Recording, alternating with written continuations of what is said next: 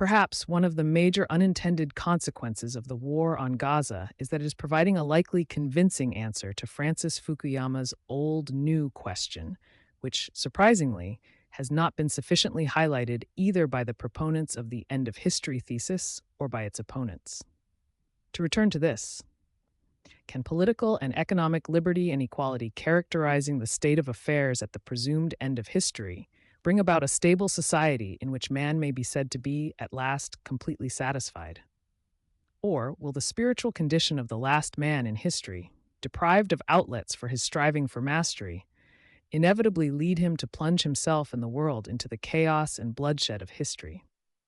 In truth, the debate on this fascinating question of moral and political philosophy, can man reasonably enjoy unrestrained freedom in the name of his individual rights, and is such unbounded freedom compatible with his responsibilities toward society and nature, has taken place before, in particular a century ago, under the auspices of two of the greatest philosophers of all time, Russian Fyodor Dostoevsky and German Friedrich Nietzsche, who continue to be influential today. They both argued against modern rationalism, strongly believing its corrosive influence would have severe implications for civilization and eventually destroy all moral, religious, and metaphysical convictions, thereby precipitating the greatest crisis in human history.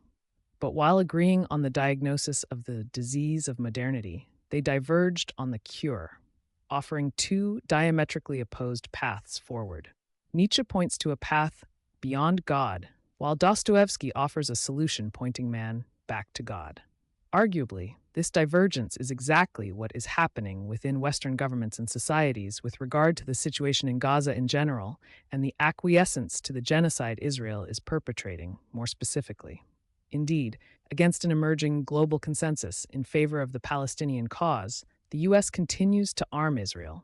The U.K. insists it remains a staunch ally of Israel. Diplomatically and militarily, Germany continues to support Israel, and France has declared that Netanyahu enjoys immunity because Israel is not a signatory to the ICC, International Criminal Court. France's declaration not only is a betrayal of its past support for the Rome Statute of the ICC, which it helped to negotiate in 1998 and whose spurious charges directed against Russian President Vladimir Putin it supported, but also weakens the institution's global standing. Israeli-American professor of Holocaust and Genocide Studies at Brown University, Omer Bartov, says Israel's war on Gaza combines genocidal actions, ethnic cleansing, and annexation of the Gaza Strip. He warns that impunity for Israel would endanger the entire edifice of international law.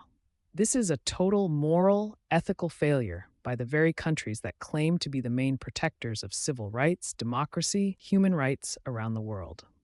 What's more, the Palestinian-occupied territories have become the perfect laboratory for the Israeli military techno-complex. From, quote, constant surveillance, home demolitions, and indefinite incarceration, to the high-tech devices that drive the startup nation, Israel has become a global leader in spying technology and defense hardware. The occupation is the ideal marketing tool, and Palestine the proving ground, end quote. Likewise, The Guardian's Nesrine Malik observed that Israel's destruction of Gaza is just a part of life that seems to say, yes, this is the world we live in now. Get used to it.